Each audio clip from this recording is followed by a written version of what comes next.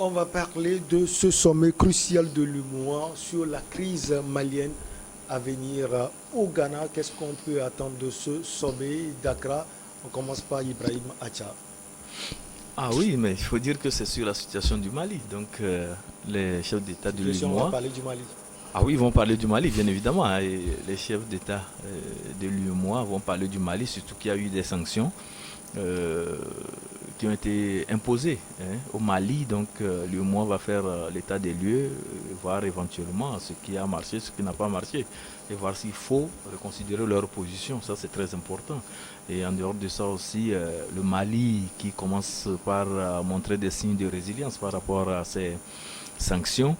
Donc, il revient à l'UEMOA de revoir si éventuellement il y a à revoir une certaine position par rapport au récent développement de la situation politique au Mali, puisque la junte a essayé de revoir son agenda politique et que au lieu des 5 ans, des 4 ans que la junte faisait savoir à l'opinion 2 ans. internationale, donc, la junte est revenue à 2 ans comme durée raisonnable de la transition pour pouvoir mettre les bases solides pour que le passage du régime militaire à un civil soit beaucoup plus bien coordonné, beaucoup plus bien rodé, de manière à ce que l'État malien puisse prendre son envol, puisque c'est ce qui se dit par rapport à la junte.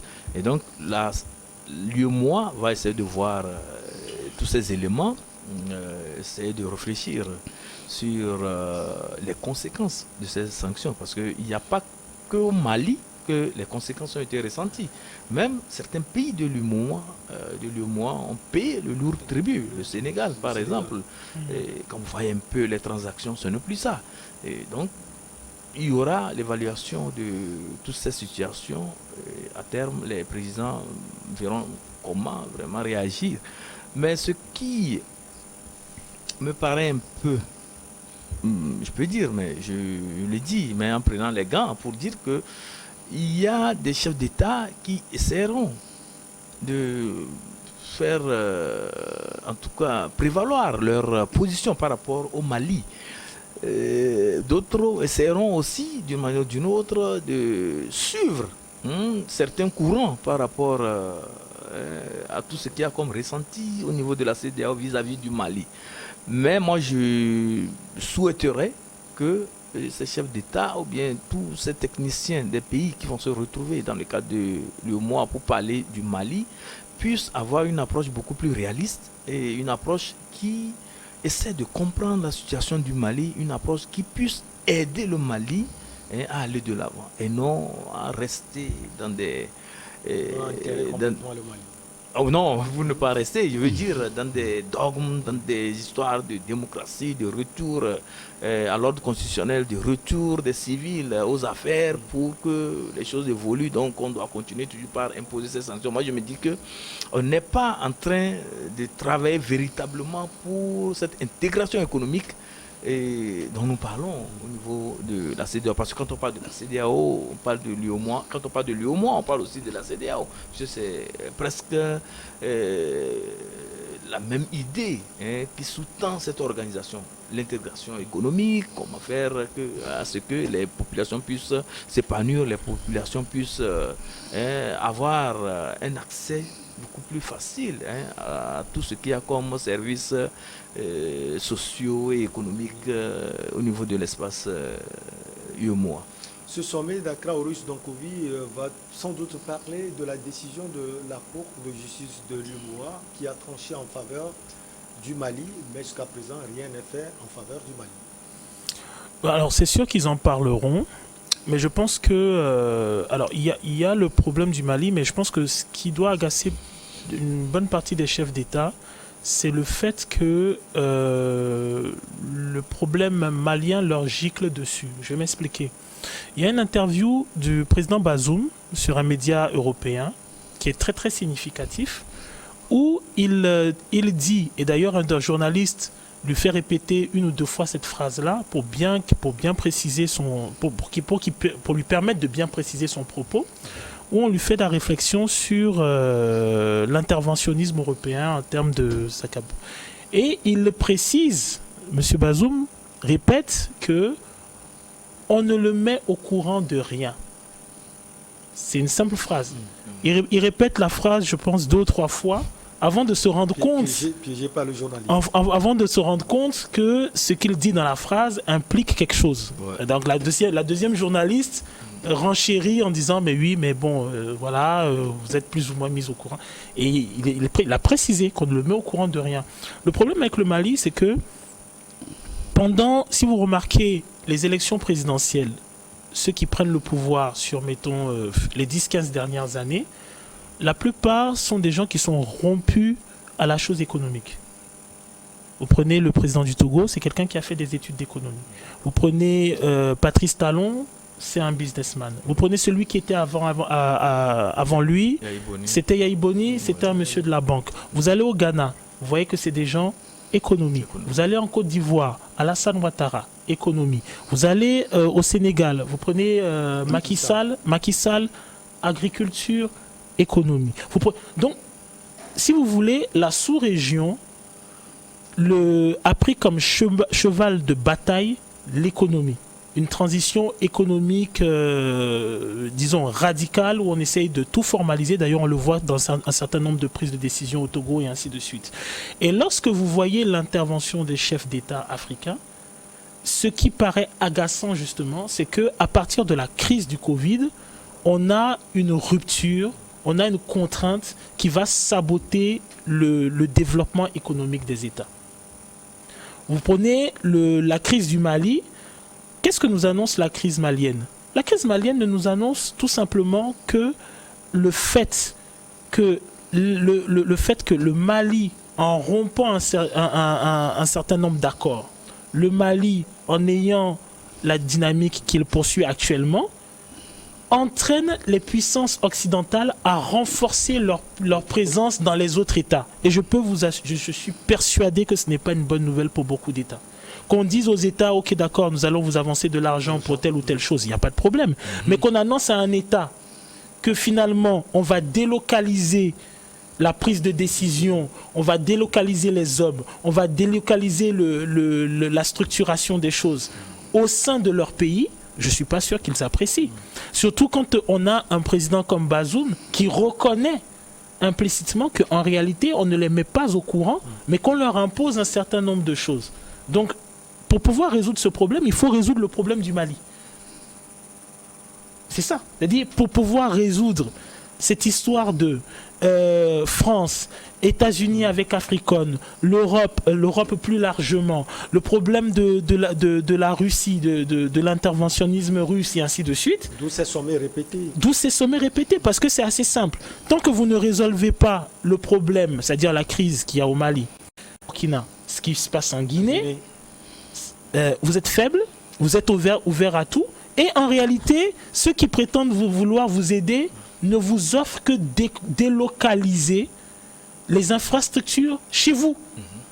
Donc, c'est-à-dire que il ne faut pas s'étonner demain si, par exemple, au niveau du Togo, on s'aperçoit qu'il y a un contingent qui débarque, ou il y a une nouvelle structuration qui débarque.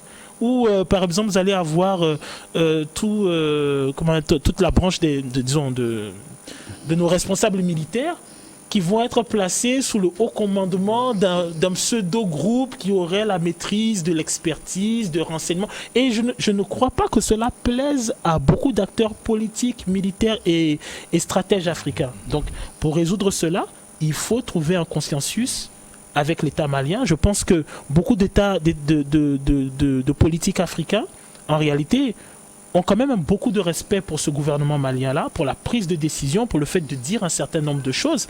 Après, oui, il y a de la réelle politique, il y a de la géostratégie, et il faut faire les choses de façon à ce que la démarche malienne n'éclabousse pas tout le monde, parce que là où le gouvernement malien a choisi d'aller radicalement, beaucoup de chefs d'État se sont compromis et ont fait beaucoup de gymnastique pour avoir, des ressources financières, des ressources qui viennent de partout, tout en essayant de préserver plus ou moins leur liberté.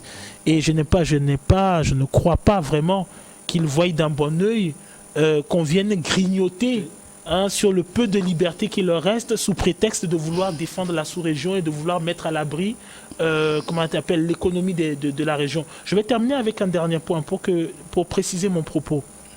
Je ferai remarquer que à la situation du Sahel, on a vu des sociétés européennes demander l'interventionnisme de l'Union européenne afin qu'on vienne protéger les côtes africaines. C'est-à-dire on a estimé que les États étaient incapables. Voilà. Non, les États africains sont incapables d'assurer la sécurité dans le golfe de Guinée. Donc des sociétés ont estimé qu'il serait peut-être intéressant que l'Union européenne puisse détacher un certain nombre de choses pour pouvoir assumer cette sécurité. Donc en réalité, on grignote sur la capacité des États à s'assumer eux-mêmes. Et je suis sûr que la plupart des chefs d'État, la plupart des politiques et même des militaires voient un peu le danger qui profile à l'horizon, parce qu'on ne vous offre pas de pouvoir vous défendre vous-même, on vous offre de vous défendre à votre place en soudoyant, c'est-à-dire en sous-traitant. C'est une sous-traitance. Ouais, c'est une sous-traitance. Alors, Sana Sadio, c'est à Accra que la décision a été prise de sanctionner le Mali. Certains pensent que la décision ou bien la sanction sera levée au sommet d'Accra à venir. Oui, donc au regard des développements qui m'ont précédé, je souhaiterais quand même faire une clarification pour que l'on ne puisse pas s'embrouiller. Nous parlons bien sûr de l'UEMOA, qui est une union économique et monétaire. L'UEMOA ne traite pas des accords militaires. L'UEMOA ne va pas traiter de la délocalisation d'une certaine présence militaire extérieure à l'UEMOA. Non, ça n'existe pas. Donc ceci dit, il faut revenir au sujet qui est celui-ci. Il s'agit des sanctions que l'UEMOA a prises, je crois, c'était le 9 janvier courant, le 9 janvier 2022, et décision qui n'a pas plu aux autorités maliennes et qui ont porté ce contentieux, et qui ont porté l'affaire devant la Cour de justice de l'UEMOA. L'amalgame vient du fait que c'est en marge de cette réunion de l'UEMOA là que la CEDEAO aussi, ou bien l'UEMOA, entérine les décisions prises par la CEDEAO. Donc les autorités maliennes y sont allées, ils ont posé deux problèmes à la Cour de justice pour dire où se trouve la légalité de ces sanctions, puisque l'UEMOA est censé être apolitique. D'ailleurs, il cite un élément où je crois c'est la conférence des chefs d'État qui est appelée à se prononcer uniquement pour des sujets qui intéressent comment on appelle le développement de l'Union. Donc ils se disent mais comment cela puisse être traité pour en aboutir à des sanctions économiques et financières qui n'ont jamais existé dans notre traité. Et ils demandent deux choses à la Cour de justice de l'UEMOA. Soit ils annulent la décision de l'UEMOA parce que cela n'a selon eux, aucune base légale vis-à-vis du traité de l'UEMOA, soit que la Cour ordonne un sursis à exécution. Sursis à exécution, ça veut dire que le temps d'étude du cas par la Cour, puisque les sanctions ont un effet immédiat et ont un impact durable, non réparable. Là, je suis en train d'utiliser les mots que leurs avocats ont choisis. Non réparable, il fallait que d'urgence, il y ait une ordonnance du juge de cette Cour pour soit un sursis à exécution. Donc, naturellement, les juges ont trouvé que oui, puisqu'il y a des dommages que le pays subit aujourd'hui et ces dommages ne sont pas réparables, attention, il faut reporter l'exécution de cette sanction-là. Beaucoup de gens ont interprété ça comme si la Cour est venue dire non, cette sanction est illégale. rien de tel n'est. La Cour sursoit. Il dit à la CEDEAO, arrêtez d'exécuter ces sanctions-là. Le temps que je regarde clair si cela repose sur une base légale. Donc c'est ça en réalité l'enjeu. Mais aujourd'hui, très vite, on fait un lien entre l'UEMOA et la CEDEAO. Mais je crois qu'il faut faire une distinction, ne pas mélanger les choses. L'UEMOA, c'est les pays qui utilisent le franc CFA. Tout à fait. Et qui ont choisi de déléguer leur souveraineté monétaire à la Banque centrale qu'est la CEDEAO. Alors, ça n'a pas de question à faire, le lien entre la CEDEAO et l'UEMOA. Les gens n'ont pas raison, puisque le sommet de l'UEMOA va se tenir à Accra, au Ghana, le Ghana qui n'utilise pas le franc CFA. Voilà, en fait, c'est une question de fond. Cette question a été soulevée dans, comment on appelle, quand l'affaire, par les avocats de l'État malien, que même dans le traité, nulle part il n'est dit que la réunion des chefs d'État de la zone UEMOA devrait ou bien se faire dans un pays qui n'est pas membre de la chose. Mais je crois que sur le plan humain, c'est compréhensible. C'est compréhensible puisque des gens aussi demandent un traitement humain de l'affaire que de se tenir, de se camper sur des positions de démocratie. Monsieur Horus vient de le dire. Je crois que sur le plan humain, on ne peut pas, lorsqu'on sort d'une crise pareille, voir les mêmes chefs d'État tenir une conférence de l'UEMOA au Togo par exemple, avec le coût que ça entraîne. Et le lendemain matin ou bien le même jour, aller à Accra pour réunion de la CEDEAO. Je crois que humainement, c'est compréhensible qu'ils aient fait ce choix-là, quoique ce soit critiquable.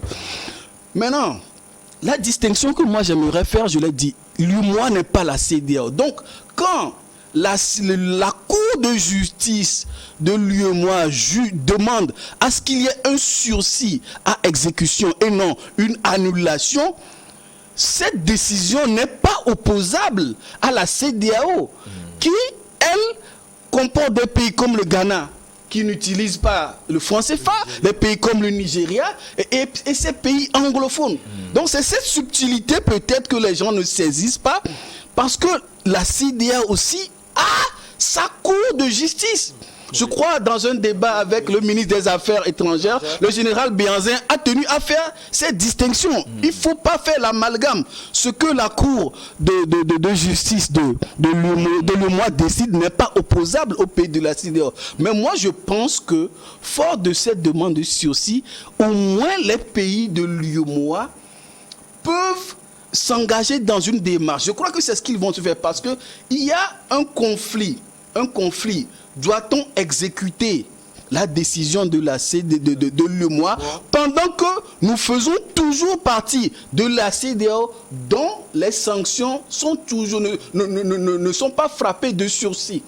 Donc sur ce point, moi je pense que la dextérité aurait voulu que l'État malien porte l'affaire en même temps auprès de la Cour de justice de la CEDEAO. Maintenant, moi, mon problème, ou bien mon point de vue, moi, je pense qu'il y a des efforts qui ont été faits par les autorités maliennes. Lorsque l'on prend l'amplitude de 6 mois à 5 ans, et que l'on en vient à 2 ans, beaucoup d'efforts, des efforts considérables. C'est plus que diviser la poire en deux, comme le diraient certains. Moi, je pense que, comme M. Acha le disait, mais ces sanctions ont des impacts durables sur nos économies, parce que nous sommes interdépendants.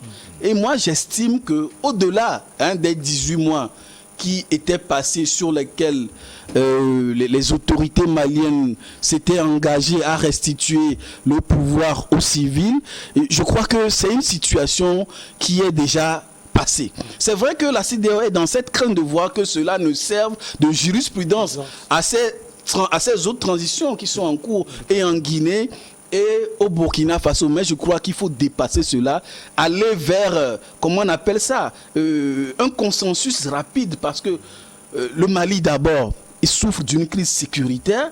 En même temps, il y a des sanctions économiques et financières qui l'empêchent d'avoir accès à ces ressources, qui bloquent même ces virements qui étaient en cours. Ouais. Je pense que les conséquences risquent de fragiliser cet État-là et plutôt de favoriser ces groupes armés terroristes-là. Il faut aujourd'hui trouver rapidement un compromis. Parce que moi, je pense que la CEDEAO souhaite 18 mois.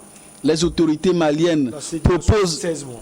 16 mois, les autorités maliennes proposent 24. Quelle est la différence? Quelle est la différence? 8 mois si je ne m'abuse pas, si je ne m'abuse. Donc moi je crois que l'humain doit prendre le dessus, c'est-à-dire la solidarité que promeut la CEDEAO doit prendre le dessus au lieu de se camper sur les tests. Alors des rumeurs disent que la CEDEAO aujourd'hui est en train de sentir aussi les effets de la sanction contre le Mali, d'où ce sommet. Le Sénégal est touché, la Côte d'Ivoire est touchée, même le Togo. Oui. Des pays sont touchés. Oui, des pays sont touchés, c'est ce que je disais. Et M. Zana le disait tout de suite. La corroboré cela. Il a parlé de l'interdépendance de nos économies. Parce que quand vous prenez le port en eau profonde du Togo, qui se trouve être la porte d'entrée des pays de l'Interland, donc vous comprenez que le port de Lomé doit être affecté par rapport à ces sanctions. Donc les opérations économiques qui se faisaient au niveau de Bamako sont arrêtées et du coup ça doit avoir un impact sur les exportations et tout ce qu'il y a comme transaction au port de Lomé, parce que les opérateurs économiques maliens n'ont plus les devises pour pouvoir faire leurs transactions choses habituelles. Quand vous prenez aussi la fermeture des frontières avec le Sénégal, donc il y avait vraiment près de 800 camions qui sont stationnés à la frontière sénégalaise actuellement, mais qui étaient en partance pour le Mali. Et quand vous voyez un peu le flux des échanges, mais il y avait vraiment un très grand flux d'échanges entre le Mali et le Sénégal. Vous voyez donc que ça jusqu'au point où même Alassane Ouattara avait donné un moratoire pour faciliter les échanges qui étaient en cours. Voilà, donc avec la Côte d'Ivoire, c'est la même chose. Donc vraiment, ces sanctions qui ont été imposées au Mali, les gens pensaient que c'était faire du mal seulement aux Maliens, mais vraiment, c'est tout le monde qui en a pris. Même ceux qui ne sont pas frontaliers au Mali, ils ont ressenti ces conséquences. Quand vous prenez un peu, je ne vais pas vous cacher la chose, quand vous prenez un peu avant, quand on parle du commerce du bétail, mais ça quittait aussi le Mali pour arriver vers la côte.